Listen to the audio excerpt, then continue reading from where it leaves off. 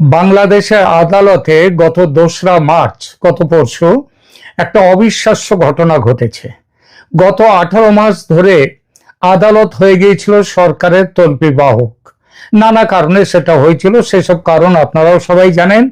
যেভাবে বিচারপতিদের কি বলবো, ভয় দেখিয়ে তাদেরকে জোর করে তাদের কাছ থেকে পদত্যাগপত্র নেওয়া হয়েছে, আদায় করা হয়েছে, তাদের জায়গায় নতুন জহুজুর বিচারপতি নিয়োগ হয়েছে। সেই বিচারপতিদের কিচ্ছু করবার উপায় ছিল না। কিন্তু গত 2রা মার্চ একটা অবিশ্বাস্য ঘটনা ঘটেছে বাংলাদেশের আদালতে, এবং সেই ঘটনা নিয়ে ঠিক সে ধরনের বড় কিছু আলোচনা বিশ্লেষণ কোথাও দেখতে পেলাম না, না মেন স্ট্রিম মিডিয়াতে, না সেখানকার যে সোশ্যাল মিডিয়া বাংলাদেশের, সেখানেও দেখতে পেলাম না। সেই জন্যে আমি চেষ্টা করছি বিষয়টা নিয়ে আপনাদের সামনে থ্রেড বেয়ার পুরোপুরি আলোচনা করতে। ঢাকা, এবার বলি ঘটনাটা। ঢাকা হাইকোর্ট সরকারকে বলে দিয়েছে, কোন সরকারকে? সেই যে সরকার এসবগুলো করেছিল তাদেরকে বলেনি, কারণ তারা তো এখন অতীত। মোহাম্মদ ইউনূসের সরকার অতীত, সুতরাং তাদের নয়। বর্তমান যে বিএনপি সরকার, সেই বিএনপি সরকারকে বলে দিয়েছে জুলাই সনদ, গণভোট অধ্যাদেশ আর সংবিধান সংস্কার পরিষদ এগুলো কেন অবৈধ ঘোষণা করা হবে না তা 4 সপ্তাহের মধ্যে ব্যাখ্যা দাও। এর মানে কি? জুলাই সনদ কি সত্যি ভোগে চলে গেল? তাহলে গণভোট যদি অসাংবিধানিক হয় তাহলে সংসদ নির্বাচনও কি বাতিল হবে? কারণ এই দুটো একের সাথে অপরে অঙ্গাঙ্গিভাবে জড়িত, একই দিনে হয়েছে, একই সময়ে হয়েছে, একই ভোটারকে দুরকম জিনিসে দেওয়া হয়েছে, দুটো ব্যালট। ইউনূস সরকারের সব সংস্কার কি তাহলে পড়ে যাবে? আজ আমরা ধাপে ধাপে গল্পের মতো করে এই পুরো ব্যাপারটা বুঝবো। শেষ পর্যন্ত দেখবেন আমার এই ভিডিও, লাইক করবেন, শেয়ার করবেন, সাবস্ক্রাইব করবেন। চলুন শুরু করি তাহলে। প্রথমে একটু পিছনে যেতেই হয় পরিপ্রেক্ষিতটা বুঝবার জন্য। 5 আগস্ট 2024 শেখ হাসিনা সরকারের পতন হয়। 8 আগস্ট ইউনূসের ওই 24-এই ইউনূসের অন্তর্বর্তী সরকার গঠিত হয়। এরপর শুরু হয় জুলাই জাতীয় সনদ 2025-এর গল্প। সেটা কি? 6টা সংস্কার কমিশনের নিয়োগ দেয় মোহাম্মদ ইউনূসের অন্তর্বর্তী সরকার, এবং এই 6টা সংস্কার কমিশনের সুপারিশ নিয়ে 84টা প্রস্তাবের একটা রোড ম্যাপ হচ্ছে জুলাই সনদ। কি কি ছিল সেগুলো? 84টা প্রস্তাব, সবগুলো বলতে গেলে তো বহু সময় লাগবে, সেটা বলতেও চাই না এখানে। মোদ্দা কথা হচ্ছে যেগুলো মোটা দাগের এবং বড় বড় বিষয় সেগুলোই বলি। তত্ত্বাবধায়ক সরকার ফিরিয়ে আনা, 2 কক্ষ বিশিষ্ট সংসদ, 300 আসনের নিম্নকক্ষ আর 100 আসনের উচ্চকক্ষ হবে। তারপরে সেটাও হবে ওই যে যেরকম ভোট পেয়েছে, আসন পাওয়া নয়, যে দল যত ভোট পেয়েছে সেই হিসাবে তাদের 100 আসনের উচ্চকক্ষের সংরক্ষণ হবে। সংবিধান সংশোধনে উভয় কক্ষের সম্মতি বাধ্যতামূলক, আরো অনেক কিছু সংস্কারের কথা। 17 অক্টোবর 2025 জাতীয় সংসদের প্লাজায় 25টা রাজনৈতিক দল এতে স্বাক্ষর করে। তারপর রাষ্ট্রপতি 2টো জরুরি আদেশ জারি করেন। 1 জুলাই সনদ বাস্তবায়ন আদেশ 2025 এবং 2 গণভোট অধ্যাদেশ 2025, এবং এর পরিণামে 12 ফেব্রুয়ারি 2026 সংসদ নির্বাচনের সাথে একই দিন গণভোট হয়। একটা প্রশ্ন, 4টে বড় প্রস্তাব। প্রশ্নটা কি? এগুলো কি আপনি মেনে নেবেন? উত্তরে শুধু আপনার যারা নাগরিক ভোটার তাদের অধিকার হচ্ছে হ্যাঁ অথবা না বলা। সরকার নয়, বলল নির্বাচন কমিশন বলল যে ভোটে হ্যাঁ জিতেছে। এরপর নির্বাচিত এমপিরাই সংবিধান সংস্কার পরিষদ তৈরি করে সেখান থেকে শপথ নেবে আলাদা করে। এইটাই হচ্ছিল নিয়ম। এই 3টে স্তম্ভ, বাস্তবায়ন আদেশ, গণভোট অধ্যাদেশ, সংস্কার পরিষদের শপথ, আজ এই সবগুলো হাইকোর্টের কাঠগড়ায় দাঁড়ালো। আজ 2রা মার্চ এই আদালত এই নির্দেশ দিয়েছে। গত 2রা মার্চ বিচারপতি রাজিক আল জলিল আর বিচারপতি আনোয়ারুল ইসলামের বেঞ্চ তিনটে রিট শুনে রুল জারি করে। কারা রিট করেছে? প্রথম রিট করেছিলেন চৌধুরী মোহাম্মদ রেদওয়ান। তিনি বলেছেন সংবিধানে গণভোটের কোনো বিধান নেই, 15তম সংশোধনীতে সেটা বাতিল হয়েছে, অর্ডিন্যান্স দিয়ে সংবিধানে নতুন জিনিস ঢোকানো যায় না। দ্বিতীয় রিট করেছিলেন গাজী মোহাম্মদ মাহবুব আলম।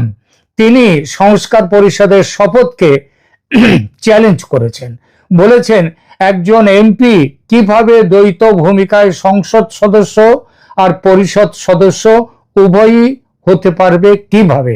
এখানে আইনে কোথায় এর ব্যাখ্যা আছে, সংবিধানে কোথায় এর ব্যাখ্যা আছে? এটা হচ্ছে দ্বিতীয়। তৃতীয় হচ্ছে ইউনুস আলী আকন্দ। তিনি ইউনুস আলী আকন্দ সরাসরি জুলাই সনদ বাতিল চেয়েছেন, যুক্তি দিয়েছেন জুলাই সনদ সংবিধানের 65, 123 আরপিওর 11 নম্বর অনুচ্ছেদের বিরুদ্ধে। আদালত কি বলেছে? খুব সহজ কথা, এই তিনটে জিনিস কেন আইনগত কর্তৃত্ব বহির্ভূত আর অসাংবিধানিক ঘোষণা কেন করা হবে না, তার উত্তর দিক, জবাব দিক আইন মন্ত্রণালয়, নির্বাচন কমিশন, সংসদ সচিবালয়। সবাই 4 সপ্তাহের মধ্যে এর জবাব দিতে হবে। আগের আইনমন্ত্রী যিনি ছিলেন আসিফ নজরুল, তিনি তো এখন আর এর মধ্যে নেই, সুতরাং তারা ব্যক্তিগতভাবে তারা কেউ কোনো রকম তাদের উপরে কোনো জবাবদিহিতা আসেনি। এটা হলো রুল নিসি। আইনের ভাষায় বললে প্রাইমা ফেসি, মানে প্রথম দর্শনে আদালত মনে করছে রিটগুলোর যুক্তি সিরিয়াস। এখান থেকে জুলাই সনদ বিচারাধীন হয়ে গেল এখন থেকে, মানে 2রা মার্চের এই আদেশের পর থেকে।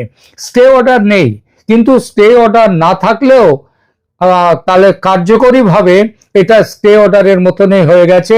রাজনৈতিকভাবে সরকারের হাত পা বাঁধা, যতক্ষণ না আদালত কোনো কিছু নির্দেশ দেবে ততক্ষণ ওই জুলাই সনদ এবং ওই সংবিধান সংস্কার পরিষদের ব্যাপারে আর 1 ইঞ্চি রাস্তাও এগোনো যাবে না। গণভোট অবৈধ হলে সংসদের ঝুঁকি বাড়ে, এইটাই হচ্ছে ঝুঁকি আছে কিনা, এইটাই এখন সবচেয়ে বড় প্রশ্ন। গণভোট যদি অসাংবিধানিক হয় তাহলে সংসদ নির্বাচনের কি হবে? সংসদ নির্বাচনকেও কি, মানে বিএনপি যে নির্বাচনে জিতে আজকে 2/3 জিতে সরকার গঠন করেছে, সেটাও কি বাতিল হবে? এখানে দুটো পথ আছে।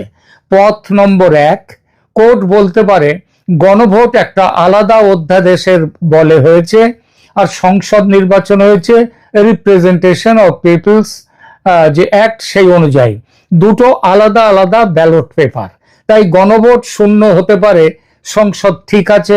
এই রায় যদি কোর্ট দেয় তাহলে তো মন্দের ভালো, এটা কনজারভেটিভ রায় বলে গণ্য হবে।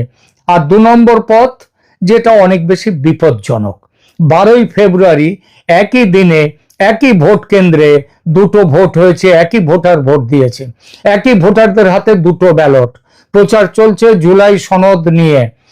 ইলেকশন কমিশন, প্রশাসন, আগেকার যে নিরাপত্তা পর্যন্ত সবকিছুই জুলাই ফ্রেমওয়ার্কে ছিল। সবাই জুলাই সনদের জন্য তারা কিন্তু বলে গেছে, তারা প্রচার করেছে। কেউ যদি বলে একটা অবৈধ গণভোটের ছায়ায় সংসদ নির্বাচন হয়েছে, সুতরাং সংসদ নির্বাচনটাও অবৈধ, পুরো প্রক্রিয়া কন্টামিনেটেড হয়ে গেছে, বিষাক্ত হয়ে গেছে, এখানে জল মিশেছে, তাহলে কি হবে? আপিল বিভাগ চাইলে বলতে পারে এটা ফ্রি অ্যান্ড ফেয়ার ইলেকশন ছিল না, সুতরাং পুরো নির্বাচন বাতিল করে দাও। এটা হতে পারে। আর একটা বিপদ, সংবিধান সংস্কার পরিষদ, জুলাই সনদে বলা হয়েছে গণভোটে হ্যাঁ পেলে নির্বাচিত এমপিরাই পরিষদ সদস্য হবে। গণভোট গেলে এই ডুয়াল গণভোট যদি বাতিল হয়, মানে চলে যায়, ভোগে যায়, এই ডুয়াল রোলও, মানে সংসদ ভোটও সেটাও ভোগে যাবে। এমপিরা সাধারণ সংসদ সদস্য হিসেবে হয়তো বসবেন যদি কোর্ট মনে করে, কিন্তু সংস্কার কিছু করতে পারবেন না, কারণ জুলাই ম্যান্ডেট রয়েছে, সংবিধান সংশোধন আটকে যাবে। আর সবচেয়ে খারাপ সিনারিও সেটা কি হতে পারে? কেউ বলতেই পারে এই সংসদ তো জুলাই গণভোটের ইনস্ট্রুমেন্ট, তারই ফলে এই সংসদ হয়েছে। মানে গণভোট হয়েছে বলে সংসদ ভোট হয়েছে, গণভোটটা 1 নম্বরে, সংসদের ভোটটা 2 নম্বরে। এদের দিয়ে, সুতরাং এই গণভোটে যারা জিতে, মানে গণভোটের সাথে এই যে সংসদ হয়েছে, এদের দিয়ে মৌলিক সংশোধন করানো যাবে না সংবিধানে। তাহলে সংসদের কার্যকলাপ থেকে শুরু করে সব কিছু ঝুলে পড়বে, সব কিছু ঝুলে পড়বে। এখন আসি, তাহলে প্রশ্ন উঠবে যে তাহলে আইন আদালতে যদি এগুলোই যদি এসে যায় আইনের শাসনে, তাহলে আইনের শাসনে, এই যে আইনের শাসন নাকি কোন যে শাসনে ইউনূস গভর্নমেন্টের, ইউনূসের অন্তর্বর্তী সরকার 18 মাস দেশের সংসার চালালো, সরকার চালালো, সেটার কি হবে? সেখানে উঠে আসছে এই সরকার কেন তৈরি হয়েছিল? ডক্ট্রিন অফ নেসেসিটি, অর্থাৎ এটা উপায় নেই, একটা নিরুপায় হওয়ার ফলে এই জিনিসটা, এই সরকার গঠিত হয়েছিল। অন্তর্বর্তী সরকার নাই মেনে নেওয়া গেল গঠনটা এই ডক্ট্রিন অফ নেসেসিটির জোরে, কারণ রাষ্ট্রকে তো চালাতে হবে, আদালত, প্রশাসন, পুলিশ সবকিছুকে ডিফ্যাক্টো বৈধতা দিয়ে দেওয়া হয়েছে, বৈধতা দিয়েই অন্তর্বর্তী সরকার গঠন হয়েছে, এটা নাই মেনে নেওয়া গেল। কিন্তু এটা নাও মানা হতে পারে, কারণ ভবিষ্যতে এই অন্তর্বর্তী সরকারের সমস্ত আইন কানুন নিয়ে মামলা হবে, হতে বাধ্য, আবার রিট হবে বিভিন্ন বিষয় নিয়ে। তো এই যে ধরা যাক সবকিছুকে একটা ডিফ্যাক্টো বৈধতা দেয়া হলো, কিন্তু সংস্কারের বৈধতা কি কোনো রকম ভাবে ডক্ট্রিন অফ নেসেসিটিতে আসে? জুলাই সনদের মতো সংবিধান পুনর্লিখন করার যে ব্যাপারটা, সেটা তো ওই ডক্ট্রিন অফ নেসেসিটি কভার করে না, কারণ ডক্ট্রিন অফ নেসেসিটি দেয় সীমিত বৈধতা, অর্থাৎ দেশ চালাতে হবে, সরকার নেই, শেখ হাসিনা সরকার দেশ ছেড়ে চলে যেতে বাধ্য হয়েছেন এবং সংসদ ভেঙে ফেলা হয়েছে। এই অবস্থায় তাহলে কিভাবে চলবে দেশ? সুতরাং ডক্ট্রিন অফ নেসেসিটিতে এই সীমিত একটা বৈধতা না মেনে নেওয়া গেল, প্রশাসন চালানোর জন্য, রাষ্ট্র যাতে না ভেঙে যায় তার জন্য। কিন্তু সংবিধানের মৌলিক কাঠামো বদলানোর জন্য এই ডক্ট্রিন অফ নেসেসিটি তো আসেনি। সেটার জন্য দরকার নির্বাচিত গণপরিষদ। জুলাই রিটগুলো ঠিক এই লাইন ধরেই চলেছে, বলেছে আপনারা সরকার চালাতে পারেন, কিন্তু জুলাই সনদ চাপিয়ে দেওয়ার অধিকার আপনাদের কারণ নেই। এটা ইউনূস সরকারের ওই তথাকথিত সংস্কারের ওপর বিরাট আঘাত। আরো কিছু মামলাও চলছে এবং আরো আসবে। ঢাকা বিশ্ববিদ্যালয়ের অধ্যাপক হাফিজুর রহমান কার্জন তিনি ঘোষণা দিয়েছেন ইউনূস ও উপদেষ্টাদের বিরুদ্ধে মামলা করবেন। কোন অভিযোগে? বিদেশি শক্তির সঙ্গে গোপন চুক্তি, সংবিধান লঙ্ঘন, এর কোনোটাই অন্তর্বর্তী সরকারের এখতিয়ারে ছিল না। দায় মুক্তি অর্ডিন্যান্স, মামলা প্রত্যাহারের ঘটনা, এমনকি ওই যে অপরাধ ট্রাইব্যুনাল, তার পুনর্গঠন করার যে অধ্যাদেশ, এই সবগুলো ব্যাপার নিয়েই চ্যালেঞ্জ হবে। সম্ভাব্য ফলাফল কি? এইসব যে রায় দেওয়া হয়েছে, 3টে সম্ভাব্য রায় কি হতে পারে? প্রথম সিনারিও, কোর্ট জুলাই সনদকে আংশিক বৈধ রাখলো, ফাইনালি গিয়ে, আপাতত নয়, বলল যে গণভোট রাজনৈতিকভাবে গুরুত্বপূর্ণ কিন্তু আইনগতভাবে বাইন্ডিং নয়, সংসদ নিজেরা সিদ্ধান্ত নিক যে তারা কি করবে। এটা হলে রাজনৈতিক একটা সমঝোতার পথ অন্তত খুলবে। দ্বিতীয় সিনারিও কি? গণভোট, জুলাই সনদ সম্পূর্ণ বাতিল, গণভোট বাতিল, সংস্কার পরিষদ ভাঙা, সংসদ নির্বাচন নিয়েও প্রশ্ন উঠবে, সরকারের হাত পা বাধা পড়ে যাবে। তৃতীয় সিনারিও মধ্যপথ, সংস্কার পরিষদ বাতিল কিন্তু সংসদ চলবে, সংবিধান সংশোধন আটকে যাবে, সরকার জুলাই ম্যান্ডেট ছাড়া কাজ করতে বাধ্য হবে। প্রিয় দর্শক, আজ আমরা দেখলাম হাইকোর্টের রুল কিভাবে জুলাই সনদকে কাঠগড়ায় দাঁড় করিয়েছে। গণভোট অবৈধ হলে সংসদ নির্বাচনও ঝুঁকিতে। ডক্ট্রিন অফ নেসেসিটি, তার অধিকার সীমিত, সংস্কার করার অধিকার তাদের নেই। ইউনূসের তথাকথিত বিপ্লবী স্বপ্ন এখন আইনি বাস্তবের সামনে দাঁড়িয়ে। মাঝখান থেকে কয়েক হাজার প্রাণ চলে গেল, দেশটা কয়েক বছর পিছিয়ে গেল, তাই নয় কি? আপনারা কমেন্টে বলবেন সংসদ বাতিল হবে কি? জুলাই সনদ পুরোপুরি শেষ হবে কি? লাইক দিন, শেয়ার করুন, বন্ধুদের সাথে সাবস্ক্রাইব করুন। দেখা হবে আগামী ভিডিওতে। ধন্যবাদ।